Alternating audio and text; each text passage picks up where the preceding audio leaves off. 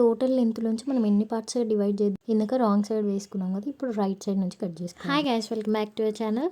ఈ వీడియోలో మనం ఈ డ్రెస్ కటింగ్ అండ్ స్టిచ్చింగ్ చూద్దాము. ఇక్కడ నడుము దగ్గర ఎలాస్టిక్ వస్తది అండ్ స్లీవ్స్‌కి కూడా ఎలాస్టిక్ వస్తది. ఇది 3 స్టెప్స్‌లో డిజైన్ చేసిన. ఇప్పుడు మనం వీడియోలోకి వెళ్ళిపోదాము. ముందుగా ఎట్లాంటి ఫ్రాక్స్ డిజైన్ చేయాలి అని అనుకున్నా ఫస్ట్ టోటల్ లెంత్ తీసుకోవాలి. నేను ఇక్కడ టోటల్ లెంత్ 45 తీసుకుంటున్నాను. టోటల్ లెంత్లోంచి ముందుగా మనం ఎన్ని పార్ట్స్గా డివైడ్ చేయాలి అని అనుకుంటున్నాం అది డిసైడ్ అవ్వాలి. సో టోటల్ లెంత్లోంచి నేను 3 పార్ట్స్గా డివైడ్ చేద్దామని అనుకుంటున్నాను. సో ఇక్కడ యోక్ పార్ట్ వచ్చేసి 13 ఇంచెస్ తీసుకుంటున్నాను. ఇక్కడ 1.5 ఇంచెస్ ఖర్చు యాడ్ చేస్తున్నాను. ఎందుకంటే 1 ఇంచ్ షోల్డర్ దగ్గర ఖర్చు కోసం అండ్ 1 ఇంచ్ నడుము దగ్గర ఎలాస్టిక్ యాడ్ చేస్తా కదా దానికోసం. సో ఇక్కడ మనం బాటంలో ఫస్ట్ లేయర్ 19 ఇంచెస్ తీసుకుంటున్నాను. ఇక్కడ కూడా అంతే 1.5 ఇంచెస్ ఖర్చు తీసుకుంటున్నాను. ఎలాస్టిక్ దగ్గర 1 ఇంచ్ పోతుంది అండ్ కింద ఫ్రిల్స్ దగ్గర 0.5 ఇంచ్ పోతుంది. ఇక్కడ నేను లాస్ట్ లేయర్ కూడా 13 ఇంచెస్ తీసుకుంటున్నాను లెంత్. అండ్ ఇక్కడ ఖర్చు కూడా 1.5 ఇంచెస్ తీసుకుంటున్నాను. ఫ్రిల్స్ దగ్గర 0.5 ఇంచెస్ పోతుంది అండ్ కింద ఫోల్డింగ్కి 1 ఇంచ్ అని తీసుకున్నా. అంటే మన ఇష్టం, మనం ఎంత ఫోల్డ్ చేయాలనుకుంటున్నామో అంత తీసుకోవచ్చు ఇక్కడ ఖర్చు. సో ఇప్పుడు 3 లేయర్స్ ఎట్లా కట్ చేసుకోవాలో చూద్దాము. ఇది మొత్తం లెంత్ వైజ్గా. ఇప్పుడు విడ్త్ వైజ్గా చూద్దాం, అంటే అడ్డంగా.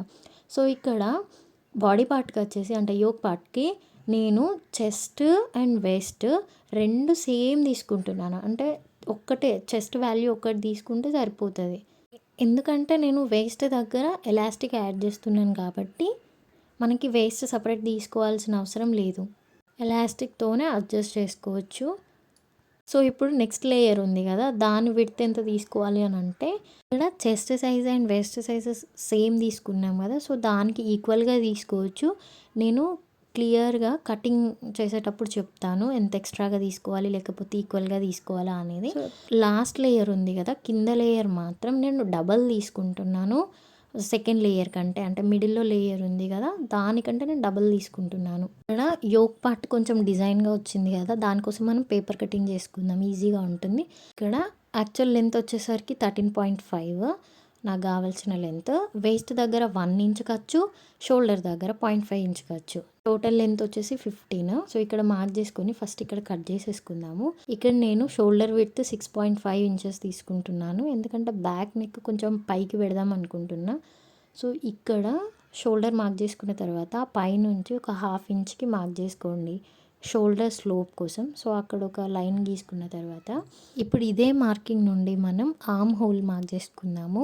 ఆర్మ్ హోల్ లెంత్ వచ్చేసి నేను 6.5 తీసుకుంటున్నాను. అంటే ఈ లెంత్ మార్క్ చేసేటప్పుడు పైన 1/2 ఇంచ్ ఖర్చు వదిలిపెట్టాను. ఇక్కడ మనం రెడీమేడ్ స్టైల్లో స్టిచ్ చేసినప్పుడు కొంచెం లూజే స్టిచ్ చేసుకుంటాం కదా, ఇప్పుడు ఈ లైన్స్ని ఇట్లా కలుపుకోండి. అండ్ ఇదే మార్క్ మీద మనం చెస్ట్ సైజు మార్క్ చేయాల్సి ఉంటుంది. సో నేను ఇక్కడ 8 తీసుకుంటున్నాను. అంటే చెస్ట్ సైజు బై 4 చేసిన తర్వాత వచ్చిన వాల్యూ. ఇక్కడ ఆర్మ్ హోల్ కర్వ్ కోసం 1 ఇంచ్ మార్క్ చేసుకోండి. సో ఈ 3 మార్కింగ్స్ని ఇట్లా కలపండి.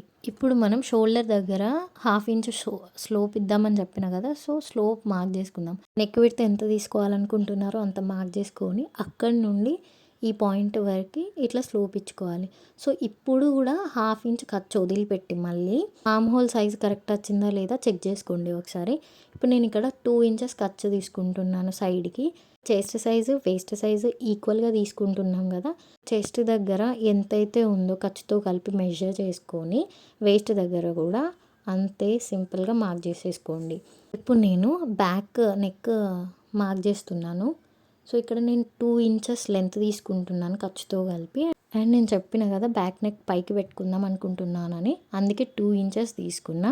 అందులో 1/2 ఇంచ్ ఖర్చు పోతే మనకి 1.5 ఇంచ్ లెంత్ మాత్రమే వస్తుంది. మనం ఫ్యాబ్రిక్ కట్ చేసుకుందాము. ఫ్యాబ్రిక్ ఇక్కడ నేను 3.5 మీటర్స్ తీసుకుంటున్నాను. ఏదైనా ఒక సైడ్ దగ్గర డబుల్ ఫోల్డ్ చేసుకొని పెట్టుకోండి. And paper double fold, fabric double fold ఒకటే సైడ్ ఉండేలాగా చూసుకొని సేమ్ పేపర్ ఎలా ఉందో అలాగా కట్ చేసుకోండి. కదలకుండా పిన్స్ పెట్టుకోండి. ఈ ఫ్యాబ్రిక్ చాలా స్మూత్గా ఉంది. సో ఇలాంటి ఫ్యాబ్రిక్స్కి ఖచ్చితంగా మనం పిన్స్ పెట్టుకొని కట్ చేసుకోవచ్చు. సో బ్యాక్ పార్ట్ అయిపోయింది. ఇప్పుడు ఫ్రంట్ పార్ట్ ఎట్లా కట్ చేయాలో చూద్దాము. నేను ఇదే పేపర్ని ఫ్రంట్ పార్ట్ కోసం ఎట్లా కట్ చేయాలో చూపిస్తున్నాను. సో ఇట్లా ఓపెన్ చేసుకున్న తర్వాత ఇక్కడ నుంచి 6 ఇంచెస్కి మార్క్ చేసుకున్న కింద 1 ఇంచ్ ఖర్చు మనకి ఎలాస్టిక్‌లోకే పోతది కదా! సో, దాన్ని హైలైట్ చేసుకుంటున్నా ఆ 1 ఇంచ్ ఖర్చుని. అండ్ ఇక్కడ కింద నుంచి 2 ఇంచెస్‌కి మార్క్ చేసుకోండి. ఇప్పుడు నెక్ షేప్ కోసం నెక్ లెంత్ ఎంత కావాలో అంటే మనకు నచ్చినంత తీసుకోవచ్చు. నేను ఇక్కడ ఖర్చులతో కలిపి 7 ఇంచెస్ తీసుకుంటున్నాను. అంటే నాకు రెడీ నెక్ లెంత్ వచ్చేసి 6.5 ఇంచెస్. సో, జస్ట్ మనకి నచ్చిన షేప్‌లో ఇట్లా డ్రా చేసుకోవాలి. ఈ మార్క్‌ని అండ్ ఇక్కడ పైన షోల్డర్ పార్ట్ ఉంది కదా! ఆ మార్క్స్‌ని ఇట్లా కలిపేయాలి. ఇక్కడ ఒక 1/2 ఇంచ్ నేను ఖర్చుకు వదిలిపెట్టిన చూడండి. అండ్ ఇప్పుడు మనం ఇది ఫ్రంట్ పార్ట్ కదా! ఆర్మ్ హోల్ దగ్గర లోతు తీసుకుందాము. జస్ట్ ఒక 1/2 ఇంచ్‌తోని అట్లా లోతు తీసుకోండి. అండ్ మనం డ్రా చేసిన దగ్గర కట్ చేసుకోండి ఇట్లా. అండ్ ఇప్పుడు మనం ఒకటే పార్ట్ కట్ చేసుకున్నాం కదా! మనకి ఇట్లాంటి 2 పార్ట్స్ కావాలి కాబట్టి మీరు ఇంకో పేపర్‌ని కూడా కట్ చేసుకోవచ్చు. అండ్ కాకపోతే ఈజీగా ఉండడానికి ఇదే ఒక పార్ట్‌తోనే నేను చూపిస్తున్నాను. మనకి ఫ్రంట్‌కి కూడా 2 పార్ట్స్ కావాలి ఇట్లాంటివి. ఒక సైడ్ ఏమో పేపర్‌కి రైట్ అని మార్క్ చేసుకోండి. ఇంకో సైడ్ ఏమో రాంగ్ అని మార్క్ చేసుకోండి. అంటే ఫస్ట్ ఫ్యాబ్రిక్‌ని మంచి వైపు మనకు కనబడేలాగా పరుచుకొని దాని మీద మనకి ఈ పేపర్‌ని ప్లేస్ చేసి కట్ చేసుకోవాల్సి ఉంటుంది. అండ్ ఇట్లా చేస్తే మనకి ఫ్యాబ్రిక్ వేస్ట్ కాకుండా ఉంటుంది. కాకపోతే మనం ఫ్యాబ్రిక్‌ని స్ట్రెయిట్ కట్‌లోనే కట్ చేయాలి. అంటే మనం బ్లౌజెస్‌కి చేసుకుంటాం కదా! క్రాస్ కటింగ్ అట్లా చేయొద్దు. నేను చాలా క్లియర్‌గా చెప్పడానికి ట్రై చేస్తున్నాను. ఎవరైనా సబ్స్క్రైబ్ చేసుకోకపోతే ఇంతవరకు సబ్స్క్రైబ్ చేసుకోండి. ఇట్లాంటి మంచి మంచి వీడియోస్ చేస్తాను ఇంకా. నేను ముందుగా పేపర్ రాంగ్ సైడ్ మనకు కనిపించేలాగా పిన్ చేసుకొని కట్ చేసుకుంటున్నాను. ఇప్పుడు దీన్ని ఇట్లా ఓపెన్ చేసుకొని ఇట్లా రైట్ సైడ్ తిప్పితే చూడండి. ఇప్పుడు మనకి అంటే ఒక సైడ్ రాంగ్ ఒక సైడ్ రైట్ కాకుండా ఫ్యాబ్రిక్ అనేది కరెక్ట్గా కట్ అవుతుంది. ఇప్పుడు నేను ఇందాక రాంగ్ సైడ్ మనకు కనిపించేలాగా పెట్టుకున్నా కదా! ఇప్పుడు మనకి రైట్ సైడ్ మనకు కనిపించేలాగా ప్లేస్ చేసుకోండి. సో, ఇట్లయితే మనకి అంగారక స్టైల్లో కన్ఫ్యూజన్ లేకుండా మంచిగా వస్తుంది. చూడండి ఇప్పుడు ఇట్లా పిన్స్ పెట్టుకొని మొత్తం కట్ చేసుకోండి. ఏ సజెషన్స్ ఇవ్వాలనుకున్నా ఏ డౌట్స్ ఉన్నా కామెంట్ చేయండి. మీరు కామెంట్ చేస్తేనే నాకు అర్థమవుతుంది. అండ్ ప్లీజ్ వీడియో నచ్చితే లైక్ చేయండి. మీరు లైక్ చేయడం వల్లనే నా ఛానల్ గ్రోత్కి యూజ్ అవుతుంది. అండ్ చూడండి ఇప్పుడు ఆ మెథడ్లో కట్ చేయడం వల్ల మనకి రైట్ సైడ్ రాంగ్ సైడ్ ఎంత క్లియర్గా వచ్చినాయో. ఇప్పుడు మనం ఫస్ట్ లేయర్ ఉంది కదా నేను చెప్పినట్టు ఆ ఫస్ట్ లేయర్ కట్ చేసుకుందాము. ఫ్యాబ్రిక్ని ముందుగా ఇట్లా విడ్త్ వైజ్ అంటే మనకి కోర్ అంచులు టచ్ అయ్యేలాగా ఫోల్డ్ వేసుకొని అంటే సింగిల్ ఫోల్డ్ వేసుకొని ఇట్లా ప్లేస్ చేసుకోండి. ఇప్పుడు బ్యాక్ పార్ట్ తీసుకొని దీని మీద ఇట్లా పెట్టుకోండి. ముందుగా మనం లెంత్ మార్క్ చేసుకుందాము. 19 ఇంచెస్ లెంత్ తీసుకుంటున్నా అని చెప్పిన కదా! సో, దానికి 1 ఇంచ్ ఖర్చు అంటే నడుము దగ్గర. సో, తీసుకొని మొత్తం 20 ఇంచెస్కి మార్క్ చేసుకోండి. ఇక్కడ వేస్ట్ దగ్గర నేను ఒక 5 ఇంచెస్ ఎక్స్ట్రా తీసుకుంటున్నాను. మీరు లేదు అంటే బ్యాక్ పార్ట్ ఎంత ఉందో అంతే తీసుకోవచ్చు. సో, మనం లెంత్ దగ్గర గీసిన లైన్ని ఇక్కడ చిన్న కర్వ్ ఇచ్చుకుంటూ కలిపేయండి. వేస్ట్ దగ్గర కూడా ఇట్లా చిన్నగా మార్క్ చేసుకోండి 1/2 ఇంచ్‌తోని. లెంత్ మార్కింగ్ ఉంది కదా! అక్కడ నేను ఒక 1 ఇంచ్ ఖర్చు తీసుకుంటున్నాను. అక్కడ కూడా ఇంకొక లైన్ గీసుకోండి. అండ్ ఈ లైన్ మీద మిడిల్‌కి ఒక మార్క్ చేసుకోండి. ఇట్లా టేప్‌తోని విడ్త్ మార్క్ చేసుకొని ఇట్లా మిడిల్లో ఒక మార్క్ పెట్టుకొని అక్కడ నుంచి చిన్నగా 1 ఇంచ్ పైకి మార్క్ చేసుకొని ఒక కర్వ్ గీసుకోండి. ఎందుకంటే మనకి సైడ్లో ఇట్లా వేలాడినట్లు ఉండకుండా బాగుంటాయి. ఇప్పుడు మార్కింగ్స్ ఎట్లున్నాయో అట్లా మొత్తం కట్ చేసుకోండి. ఈ లేయర్ వచ్చేసి మనకి ఇట్లాంటివి 2 పార్ట్స్ కావాలి. ఒకటి బ్యాక్ కోసం ఒకటి ఫ్రంట్ కోసం. సో, మనం ఆల్రెడీ ఒకటి కట్ చేసుకున్నాం కదా! ఇప్పుడు సేమ్ ఇదే ఫ్యాబ్రిక్ మీద ఇట్లా ప్లేస్ చేసేసి ఇది ఎట్లా ఉందో అది అట్లనే సేమ్ కట్ చేసుకోవడం అంతే సింపుల్. ఇప్పుడు ఇక్కడ ఈ పార్ట్ ఫ్యాబ్రిక్ విడ్త్ ఎంత ఉందో అంత తీసుకున్నాం కాబట్టి మనం ఇప్పుడు అన్నిటికంటే చివరి లేయర్ ఉంది కదా మనం సేమ్ విడ్త్తోని 4 టైమ్స్ కట్ చేసుకోవాల్సి ఉంటుంది.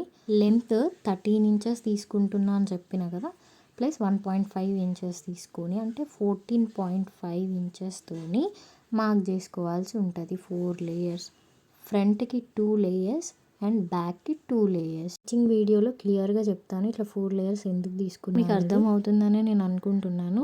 అర్థం కాకపోయినా నాకు కామెంట్ చేయండి. సో, ఇప్పుడు మనకి మిగిలిన ఫ్యాబ్రిక్స్లో మనం స్లీవ్స్ కట్ చేసుకుందాము.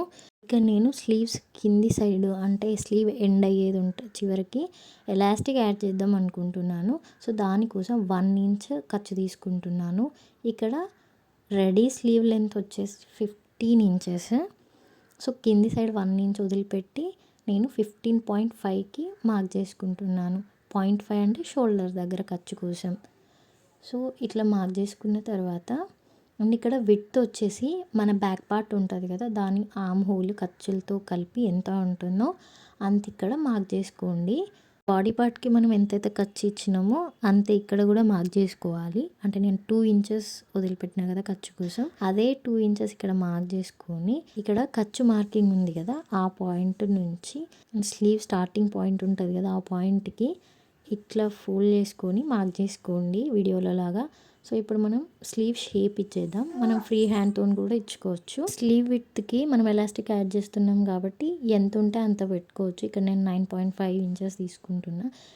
ఈ మార్కింగ్స్ని రెండింటిని ఇట్లా ఒక స్ట్రైట్ లైన్ గీసుకోండి. సో ఇప్పుడు ఎట్లుందో అట్లా కట్ చేసుకోవడమే. అయిపోయిందండి మొత్తం కటింగ్. స్టిచ్చింగ్ అనేది నెక్స్ట్ వీడియోలో పోస్ట్ చేస్తాను. సో లెంత్ అవ్వకుండా ఉంటుంది. ఇక్కడ స్లీవ్స్కి మనం లోతు తీసుకుందాము. ఎప్పుడైనా సరే లోతు తీసుకునేటప్పుడు wrong side right side confusion లేకుండా రావాలి అని అంటే రాంగ్ సైడ్ కానీ లేదా రైట్ సైడ్ కానీ టచ్ అయ్యేలాగా పెట్టుకోవాలి. సో ఇట్లా 1/2 ఇంచ్తోని ఇట్లా షేప్ చేసుకున్న తర్వాత ఏది లెఫ్ట్ ఫ్రంట్ ఏది రైట్ ఫ్రంట్ అని ఈజీగా అర్థం అవడానికి ఇట్లా మనకి ఎదురుగా అంటే మన హ్యాండ్స్ ఎట్లా ఉన్నాయో అట్లా పెట్టుకొని ఇట్లా డ్రా చేసుకున్నామని అంటే మన స్టిచ్చింగ్ చేసేటప్పుడు ఫ్రంట్ బ్యాక్ ఉల్టా అవ్వకుండా ఉంటుంది. ఈ టిప్ అనేది బిగినర్స్కి చాలా బాగా యూజ్ అవుతుంది. ఈ వీడియోని ఎండ్ వరకు చూసిన ప్రతి ఒక్కరికి థ్యాంక్ యూ సో మచ్. నన్ను ఇలాగే ఎంకరేజ్ చేస్తూ ఉండండి. పార్ట్ 2 తొందరలోనే పోస్ట్ చేస్తాను. బాయ్.